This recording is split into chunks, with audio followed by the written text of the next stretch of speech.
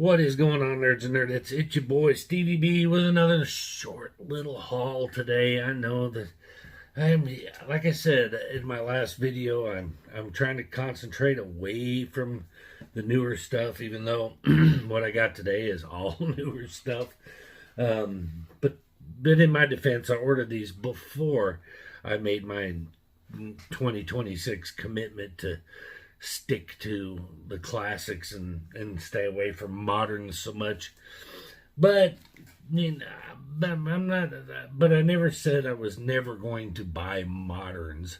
I'm cutting back on them. I'm not buying everything that comes out. There's a few things that interest me that are going to be moderns that I'm looking forward to that I'll probably get, like the DCKO boss battle, the Superman versus Homelander crossover. Probably gonna get that one.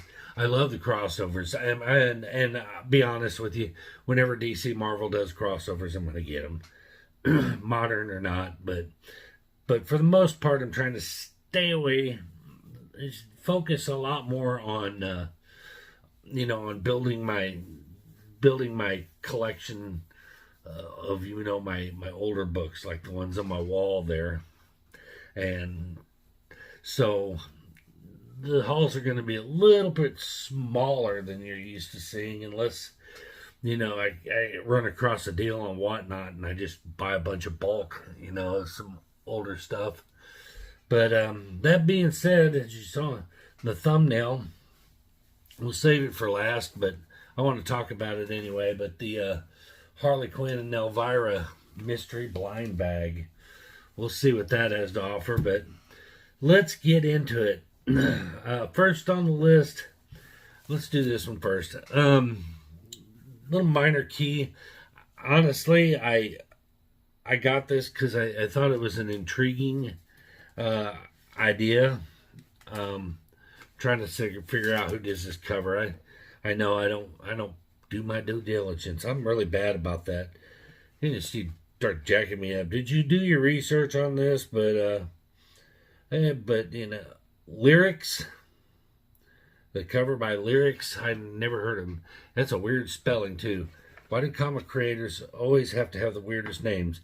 Leirix, Lyrics.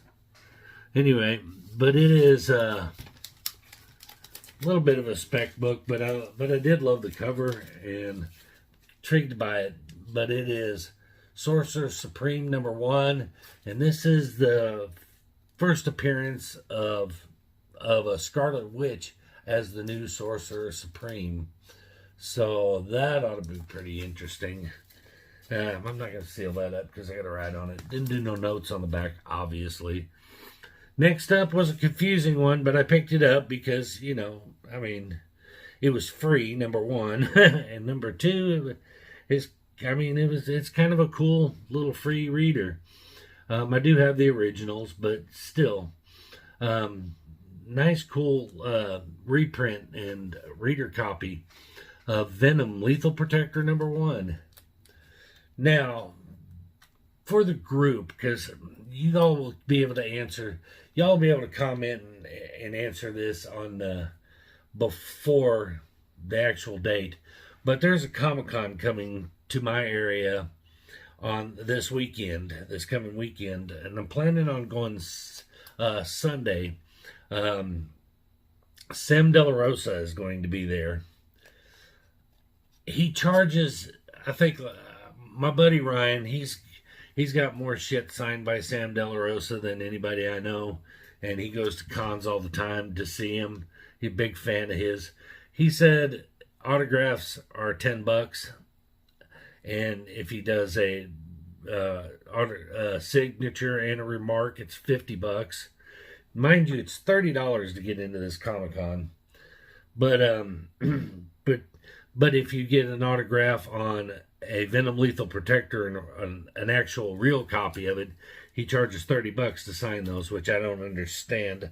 I understand it's a more valuable book to the collectors, but it isn't anything to him. I don't he's doing the same amount of work. I don't understand why he would charge 3 times as much to sign that book. I know it's his crown jewel, and if it weren't for Lethal Protector, nobody would know who he is. Sorry, Ryan. I know my buddy Ryan just went, "What? He's done this. I know. I'm just saying. This Lethal Protector was his crown jewel. That's what he'll always be known for. You know, it's that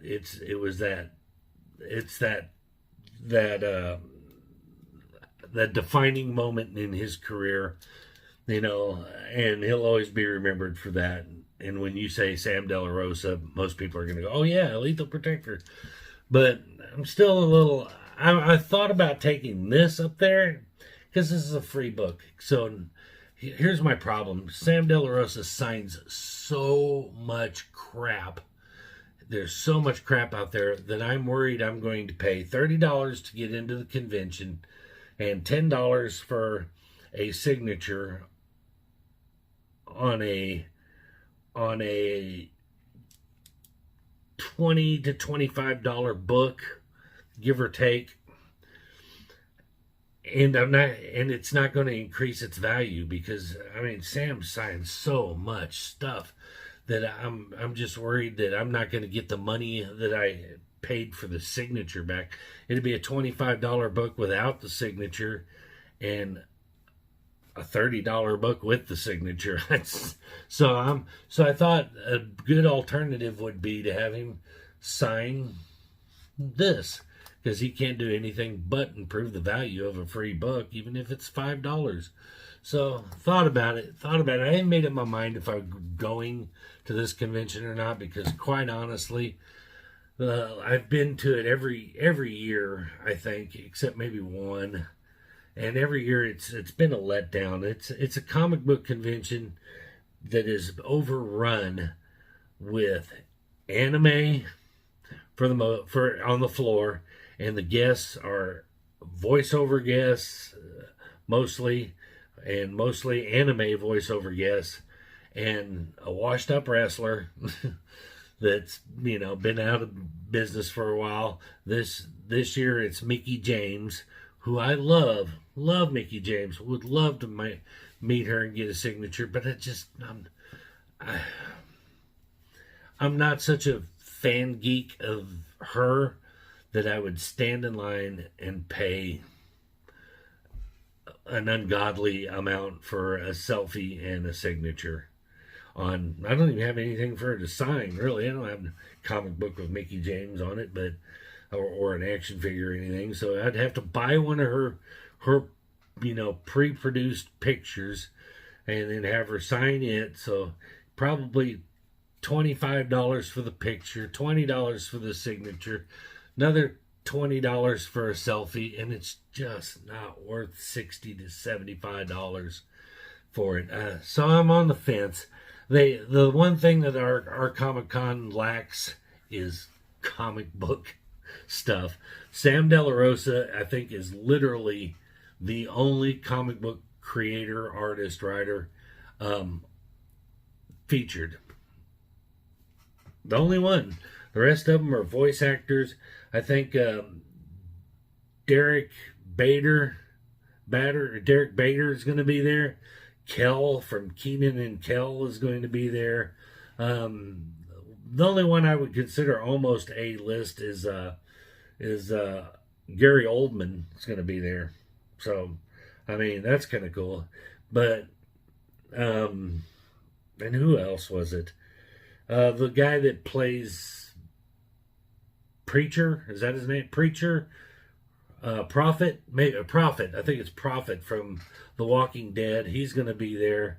And that goofy fat guy whose name I can't ever remember that's been in. He was in Remember the Titans, I think. He played the fat guy that just wanted to be one of the guys, you know, and but he's going to be there. And the rest are voice actors from anime shows that I never even heard of. So I don't know whether I go or not, but I know, I digress, because this is going to be a really short video if I didn't talk about something. But anyway, also while I was out, uncomic book related, but kind of cool, stumbled on, there's a new Ross store that opened in our area. And Amy had never been to one and wanted to go. And I was like, oh, goody, dress shopping at the discount dress barn. But went in there, and they did have some other stuff other than clothes. And one of the things they had was this NECA Toonie Terrors action figure. And I thought it was cool, and I had to have one. But it's Teen Wolf, Scott Howard. So, and you can see $8. I thought it was a pretty good price. Of course, it's got, some conditions, a little ding right there, but I think that's about it, really, as far as conditions, a little corner crunch. But I mean, this thing's never going to be worth anything, and if it ever does become worth anything, it'll be due to age and nothing else. So 100 years from now, this thing will be, worth, what, $30 maybe. But I picked it up. All right, now on to the main event. Now I have a complaint. So this was shipped from Midtown in its plastic bag. The bag is too big. It's bigger than the comic. They folded it, and it was shoved into a bag like this. A bag and board with it creased like that. So I don't know if the book is damaged or not. So we're going to find out together. Rather than wrestle with this thing, I'm just going to take the scissors and try my best not to cut the comic book. That would be the story of my life right there. There we go. Just get a spot in there and then just. But I bought these. I don't collect a lot of Dynamite stuff, but Harley Quinn and Elvira.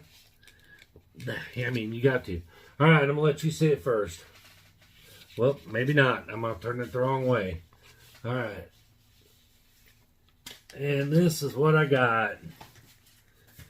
Not a foil. I'm a little disappointed about that. No tricks, all treats. I thought most of the mystery bags were going to be foil. Cover Z. This is... Oh, who is it? They're not even going to tell you. Is it in the... Let's see. Is it in the cover here?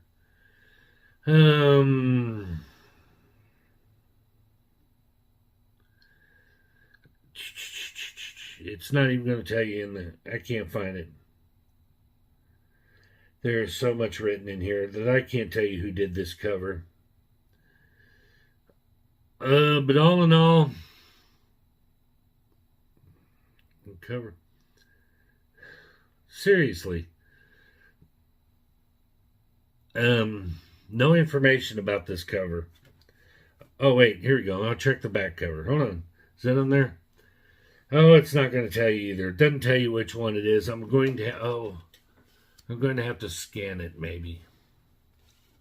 Okay, well, there's a list of the covers on the back. Hold on, I think I found it where it's going to be at.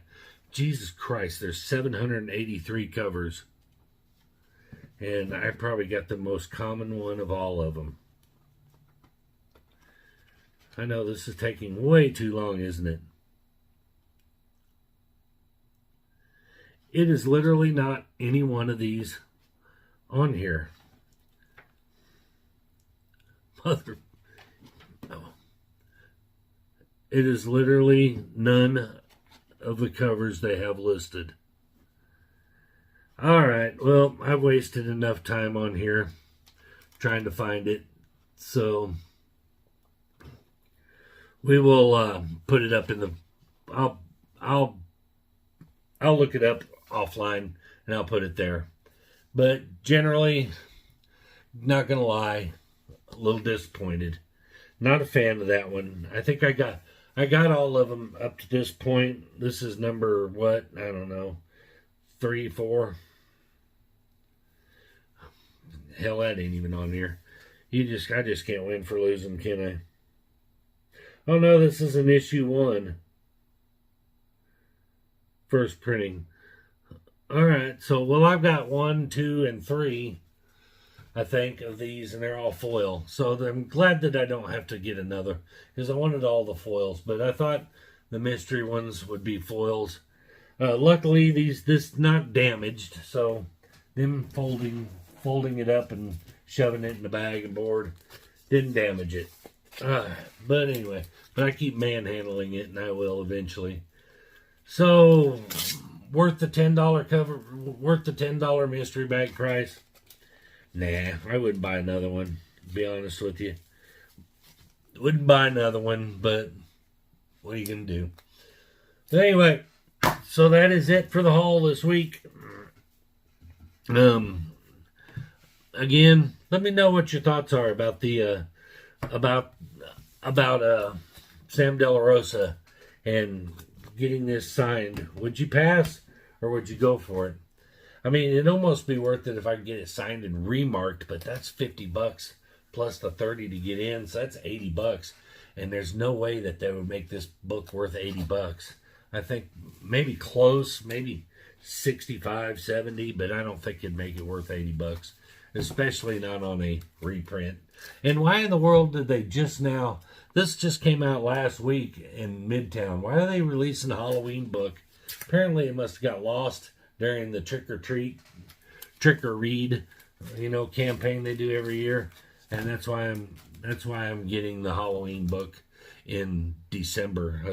When the end of December when I ordered that. So who knows?